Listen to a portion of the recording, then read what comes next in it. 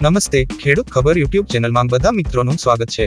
આજની મુખ્ય હેડલાઇન જોઈએ તો કૃષિ મંત્રીની મોટી જાહેરાત, પશુપાલકો માટે સારા સમાચાર, વીજપોલમાં ડબલ વળતર, નાણાં મંત્રીની મોટી જાહેરાત, પીએમ આવાસ મોટી જાહેરાત, રેશન કાર્ડ ધારકો માટે મોટો નિર્ણય, હવે વાહનો ફ્રીમાં ચાલશે, અમૂલ દ્વારા કાઠિયાવાડી છાશ, મોદી સરકારની મોટી ભેટ તથા ખેડૂતો માટે મોટા સમાચાર।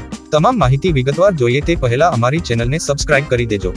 આજના પ્રથમ સમાચાર જોઈએ તો કૃષિ મંત્રી મોટી જાહેરાત, રાજ્યના કૃષિ મંત્રી રાઘવજી પટેલે ચોમાસા અંગે જણાવ્યું કે આગાહી મુજબ લગભગ આ અઠવાડિયામાં સમગ્ર ગુજરાતમાં વરસાદ થઈ જશે।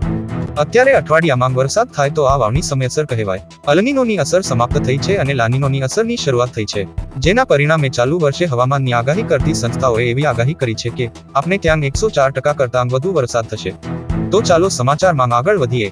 પશુપાલકો ખુશખબર આવી, પશુપાલન ખાતાની વિવિધ યોજનાઓ જેવી કે પાવર D1 ચાફ કટરની ખરીદી, કેટલ રોડ બાંધકામ, બકરા એકમ 10 બકરી વત્તા 1 બકરો, ગાભણ પશુઓ તેમજ વિચાયેલ પશુઓ માટે ખાણ 12 તેમજ 50 દૂધાળા પશુ એકમની સ્થાપના, વ્યાજ સહાયની યોજના, દૂધ મંડળીઓ માટે દૂધઘર તેમજ ગોડાઉન બાંધકામ, મરઘાં પાલનની યોજનાઓ, કૃત્રિમ બીજદાનથી જન્મેલી શુદ્ધ ઓલાદની વાછરડી માટે સહાય, કુલ 28 યોજનાઓ માટે આઈ કે હેડ્યુ પોર્ટલ 15 જુલાઈ સુધી ખુલ્લું મૂકવામાં આવ્યું છે।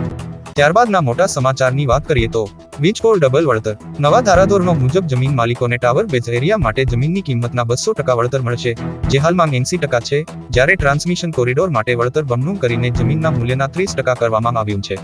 વળતરની સમસ્યાઓને કારણે પ્રોજેક્ટમાં થતા વિલંબને ઘટાડવા આ નિર્ણય લેવામાં આવ્યો છે। સમાચાર તરફ આગળ વધીએ। નાણાં મંત્રી ખેડૂતો બેઠક, કેન્દ્રીય નાણાં અને કોર્પોરેટ બાબતોના પ્રધાન નિર્મલા સીતારમણે શુક્રવારે ખેડૂત સંગઠનોના પ્રતિનિધિઓ અને કૃષિ અર્થશાસ્ત્રીઓ સાથે બેઠક યોજી હતી। બેઠકમાં ખેડૂત સંગઠનોએ આગામી સામાન્ય બજેટ 2024-25 માં ખેડૂતોને આપવામાં આવતી સહાયની રકમમાં વધારો કરવાની માંગ કરી હતી। ત્યારબાદના મહત્વના સમાચાર જોઈએ તો પીએમ આવાસ, મોદીજી જાહેરાત, ત્રીજી વખત વડાપ્રધાન બનતાની સાથે જ મોદીજીએ પીએમ આવાસ યોજનાને લઈ મોટી જાહેરાત કરી છે। પ્રધાનમંત્રી આવાસ યોજના ગ્રામીણ હેઠળ 3 કરોડ મકાનોમાંથી 2 કરોડ મકાનનું નિર્માણ કરવામાં આવશે, જ્યારે 1 કરોડ આવાસોનું નિર્માણ પ્રધાનમંત્રી આવાસ યોજના શહેરી હેઠળ કરવામાં આવશે। જણાવી દઈએ કે પ્રધાનમંત્રી Awas Yojana application form 2024 online અને ઓફલાઈન ભરી શકાશે।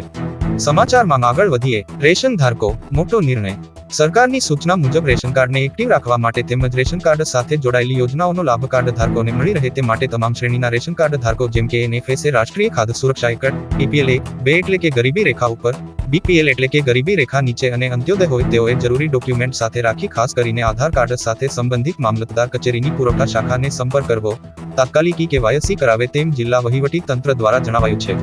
ત્યારબાદ આગળના સમાચાર જોઈએ તો મોદી ગેરંટી, વાહનો ફ્રીમાં ચાલશે। ગુજરાતના પ્રવાસે આવેલા પીએમ મોદીએ ગઈકાલે સુરેન્દ્રનગરમાં જંગી સભા સંબોધી હતી। આ સભામાં તેમણે ફરી 300 યુનિટ વીજળી અને સોલાર વીજળી વિશે સમજાવતા લોકોને કહ્યું કે હવે પછીનો મેઇન પ્લાન તૈયાર રાખ્યો છે।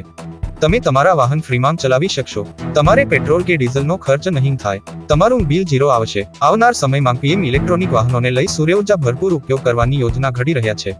ત્યારબાદની હેડલાઇન જોઈએ તો મોદી સરકાર મોટી ભેટ, મોદી સરકાર 3ઓની બીજી કેબિનેટ બેઠક બુધવારે યોજાઈ હતી। મોદી સરકારે ખેડૂતોને મોટી ભેટ આપી છે।